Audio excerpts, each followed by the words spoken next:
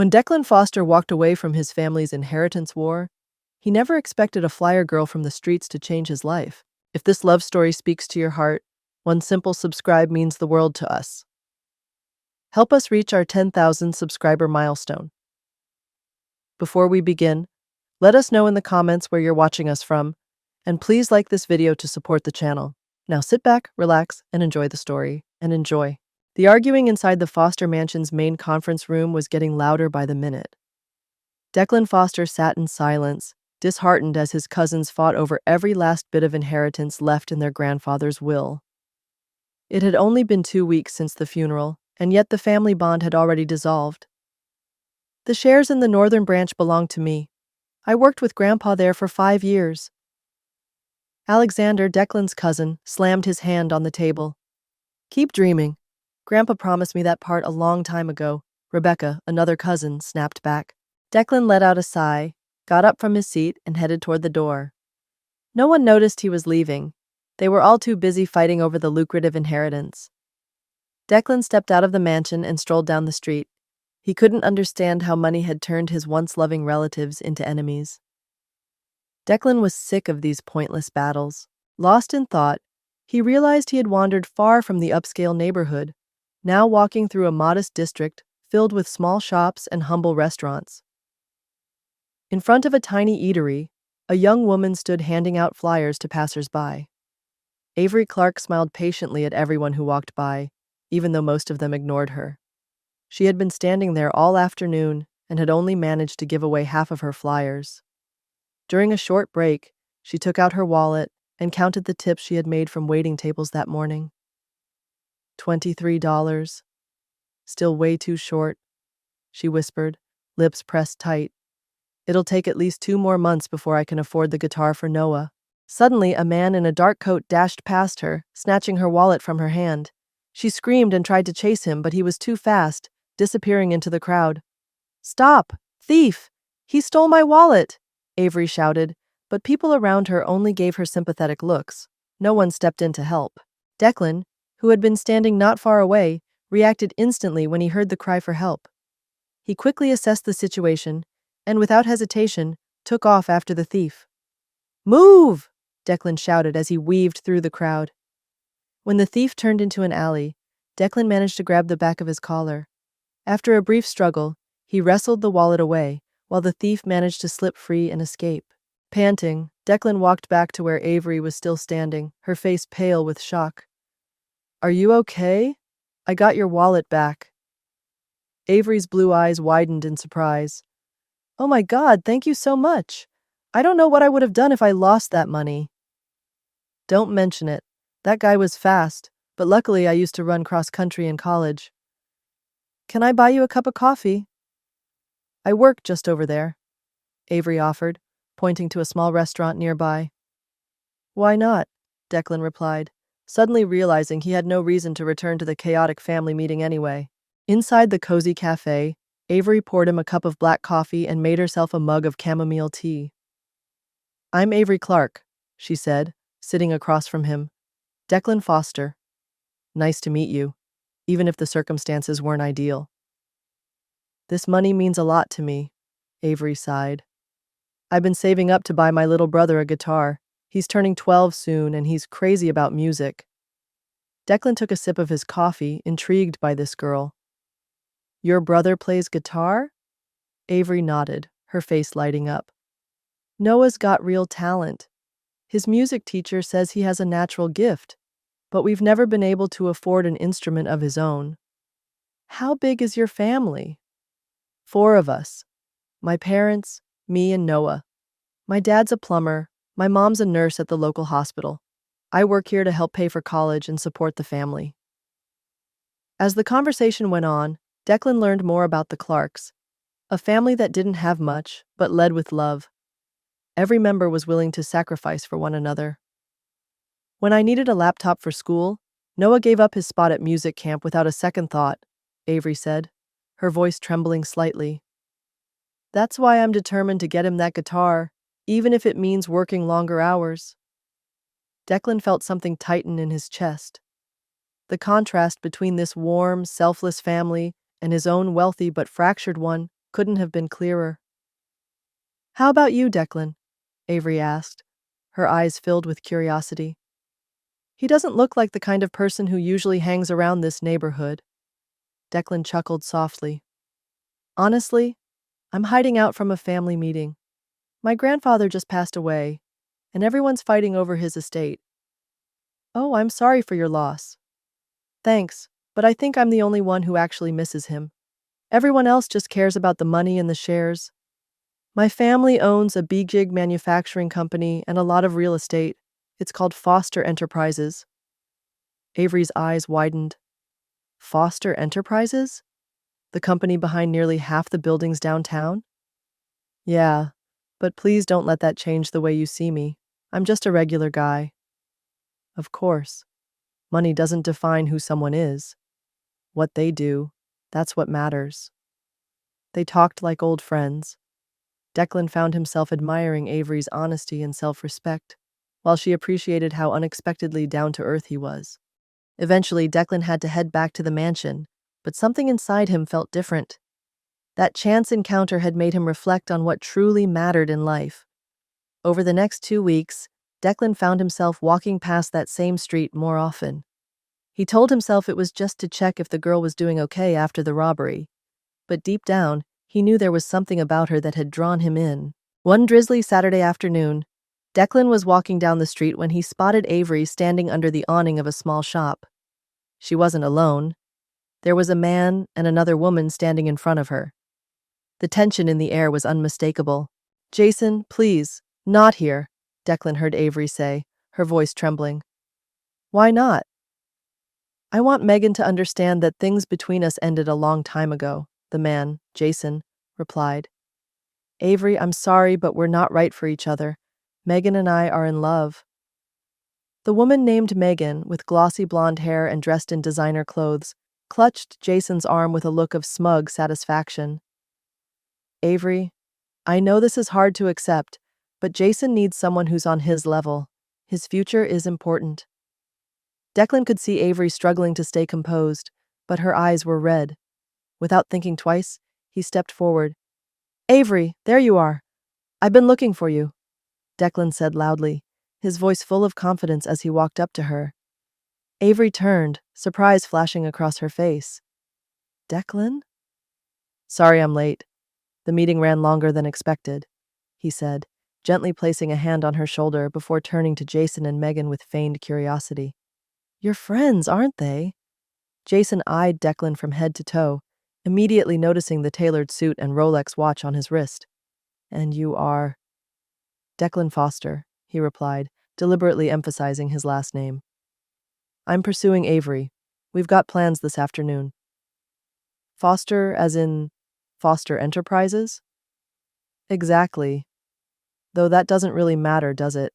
What matters is that Avery and I are about to be late for a concert." He turned to her. "Ready to go, Avery?" Catching on quickly, Avery nodded. "Yes, I'm ready." She turned to Jason and Megan. "I wish you both the best. I have to go." Declan gently linked his arm with hers and guided her away, leaving Jason and Megan standing there, stunned. Once they were far enough down the street, Avery burst out laughing. "Thank you for saving me from that situation." Declan chuckled with her. "Don't mention it. You looked uncomfortable. Was that your ex?" "Jason and I dated for 6 months. He works at the local bank. Last week, he suddenly broke up with me, and today I found out he left me for Megan, my best friend. Her dad owns a big restaurant chain in the city. I'm sorry, you didn't deserve that. Thanks for saying that. But maybe Megan was right. I'm not really on Jason's level." Declan stopped and looked her straight in the eyes. "Don't ever think that. If anyone doesn't measure up, it's him. A man who cares only about money and status will never truly be happy." Avery looked at him, surprised by the honesty in his voice. "I have been looking for you. After that day, I kept thinking about our conversation." Avery's cheeks turned pink. "Really? I did too. Can I take you out for coffee?" Declan smiled, his eyes warm and hopeful. "I'd love that." They found a nearby cafe and talked for hours. Declan opened up about the pressure of being a CEO and heir to Foster Enterprises.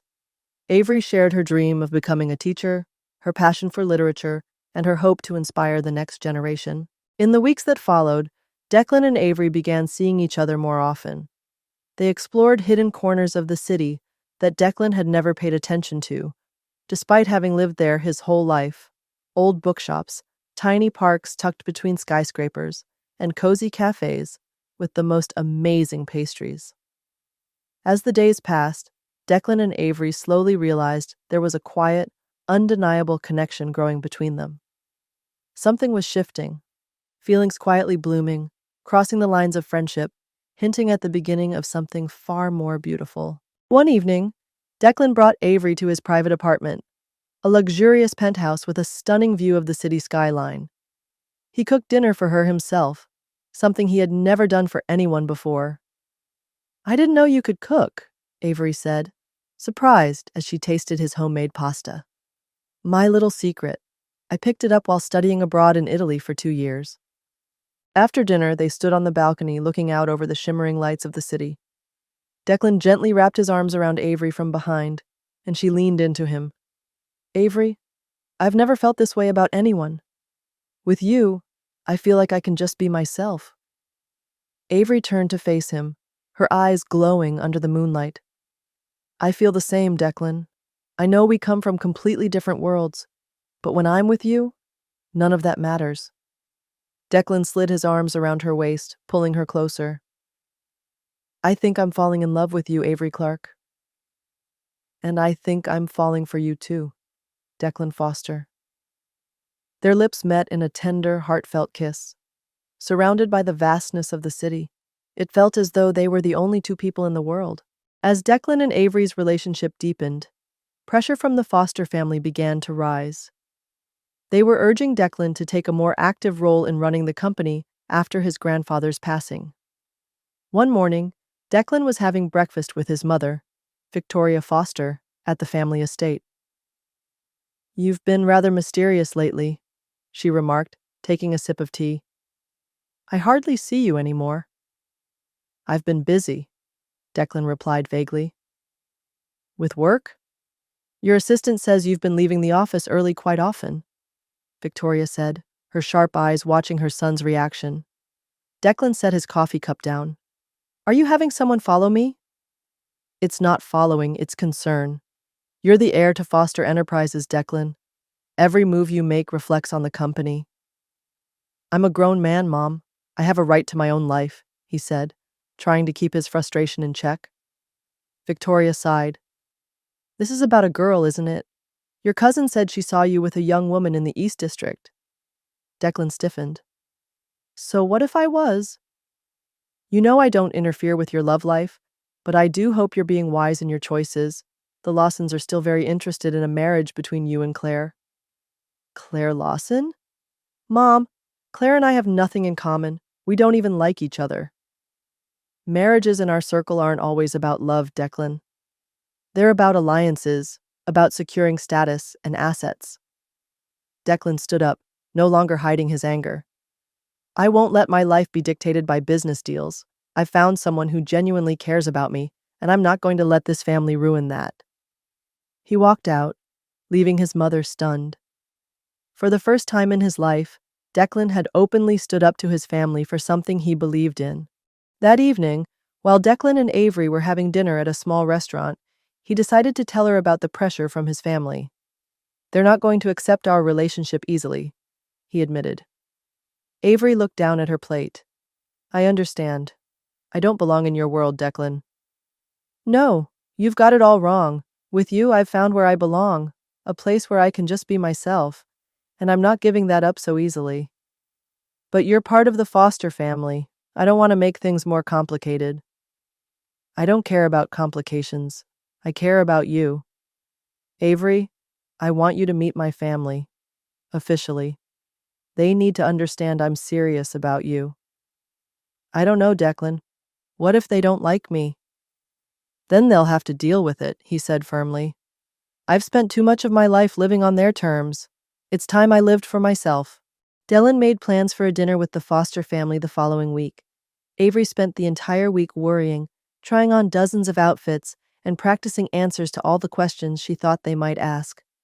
That fateful night, Declan picked her up in his sleek Lexus.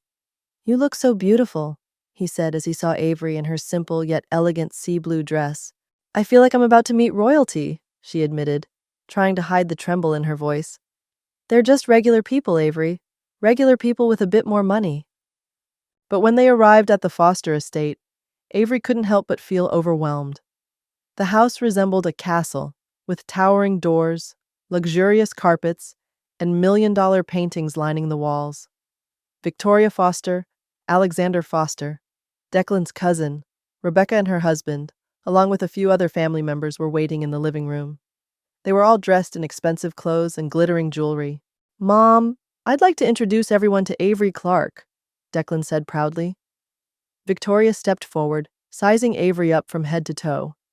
"Welcome to the Foster home, Miss Clark. We've heard quite a bit about you." "Thank you for having me," Avery replied politely, doing her best to steady her voice. Dinner felt like a psychological gauntlet, filled with well-disguised questions about Avery's background, education, and career plans. She answered honestly, not trying to hide the fact that she came from a working-class family and was putting herself through college. "So, what do you plan to do after graduation?" Rebecca asked, her tone sweet but clearly loaded. "I hope to become an elementary school teacher," Avery replied. "A teacher?" Victoria repeated, as if the word itself were unfamiliar. "A very noble choice." "I believe education is the foundation of society," Avery said, trying to keep her voice steady. "There's nothing more important than shaping young minds." Declan looked at her with pride in his eyes, but the rest of the family exchanged silent, judgmental glances. After that evening, Victoria Foster quietly sent someone to find Avery at Clark's corner. The middle-aged woman showed up with a lawyer and delivered a chilling warning. "If you continue seeing Declan, he will be cut off from the inheritance. Every share, every piece of real estate, every right to Foster Enterprises." Avery froze. The cruel words sliced through her like a blade. She couldn't bear the thought of Declan's life being upended because of her. That night, when Declan called, she didn't answer. Texts, calls, even his visits to her place went unanswered. Avery cut off all contact. In her heart, she believed it was the right choice, to protect his future, even if it meant breaking her own. That day, Declan felt like he was sitting on pins and needles. One afternoon, unable to take it any longer, he headed to Clark's corner to find Avery, despite a family meeting waiting on him. As he was crossing the street, a car spun out of control and came barreling toward him. Declan didn't have time to dodge. People nearby screamed and rushed over. A woman hurriedly picked up his phone from the pavement and dialed the most recent number. No one answered. Every member of the Foster family was locked in a meeting with the lawyers, too focused on inheritance matters to notice a missed call. Avery had just handed out the last of her flyers when she heard shouting. As she approached the crowd, her heart nearly stopped. There, lying in the middle of the street, was Declan, his white shirt soaked in blood. "Declan!" she screamed, rushing to him, tears pouring down her face. She waved for a taxi, crying and pressing her hands against his chest. "Hold on. Please don't leave me." At the hospital, Declan was rushed into emergency surgery. His condition was critical, but thanks to an experienced surgeon, his life was saved. It wasn't until much later that the Foster family finally arrived in a panic. "What happened?" Victoria asked, breathless. "He was in an accident. That young woman inside is the one who got him to the hospital." An elderly doctor stepped out, his face stern. If the family had shown up sooner, the patient wouldn't have been in such grave danger. No one had a response. Through the glass, they could see Avery gently wiping Declan's face with a warm towel, checking his IV drip, never leaving his side. Rebecca lowered her gaze. Alexander turned away. Victoria stood motionless, her voice barely a whisper. "We've been so wrong all this time." The next morning, Declan opened his eyes. The first thing he saw was Avery, slumped over at his bedside, clutching his hand. "Avery," he murmured. She bolted upright, eyes brimming with tears. "You're awake. Thank God. You left me because you were afraid of what?" he asked, voice weak. Because I love you, Avery whispered, and I didn't want you to lose everything because of me. Declan reached up, his fingers brushing her cheek. Without you, I already lost everything. A few weeks later, in the garden behind the Foster estate, once his grandfather's favorite place, a small but heartfelt ceremony took place. There were no imported flowers, no glittering gowns by luxury designers, and no guest list full of celebrities like the media might expect from a Foster wedding. Instead, only the people who truly mattered were present: close family, dear friends, and the genuine love of two people from worlds that were never supposed to meet. Avery walked down a path lined with white petals, her eyes sparkling with tears as she saw Declan waiting for her. He didn't take his eyes off her for even a second, as if blinking might cause him to lose everything. Victoria Foster, the strongest opponent of their relationship, stood quietly among the front row of seats, her dark eyes soft with emotion. She didn't wear her usual designer purse or layers of jewelry, just a single white flower pinned to her chest, the favorite bloom of Declan's late grandfather. It was her silent apology to her son and to herself. Rebecca, Alexander, and the others who once deemed Avery unworthy now sat quietly, offering small smiles as her gaze passed by. They had seen it all, from the way she stayed at Declan's side during his most vulnerable moment, to the light in Declan's eyes whenever he spoke of her. No one brought up social standing or wealth anymore. Everyone understood. If anything could bring the Foster family together again, it was the true love Declan had found. In his dark blue suit, Declan didn't look like the heir to a corporation, nor the powerful CEO he was. He was simply a man waiting for the woman he loved with all his heart. As Avery reached him, he gently took her hand and held it tightly, as if even if the world crumbled, he would never let go. You know, Declan whispered, it wasn't until I met you that I learned what it meant to live as my true self. Avery smiled, her eyes shining. And it wasn't until I knew you that I dared to dream of a full, true happiness. The officiant read the vows, but it felt as if no one heard. All eyes were on the two people standing before each other, where love, pure and whole, was being quietly exchanged. I do, Declan said firmly, his voice full of conviction. No matter how life changes, I choose Avery Clark, today and always. Avery swallowed hard, her heart pounding as she made her vow. I do, whether we're rich or poor, in health or sickness. As long as I'm with you, I need nothing else. Applause broke out as they shared their first kiss as husband and wife. In the front row, Victoria quietly wiped her tears. She glanced at a photo of her late husband, smiling from a distance, and whispered, "He finally found his happiness, darling." The small reception followed, bathed in warm golden lights and soft music. Declan didn't leave Avery's side. He served her every dish himself, held her hand tight in every photo, and leaned close to whisper words that made her cheeks flush pink. Thank you for not giving up on me. Thank you for saving me, body and soul. Avery rested her head on his chest and whispered, and thank you for loving me. If this story touched your heart, don't forget to like, share, and subscribe to our channel for more inspiring tales about love, resilience, and second chances. See you in the next story.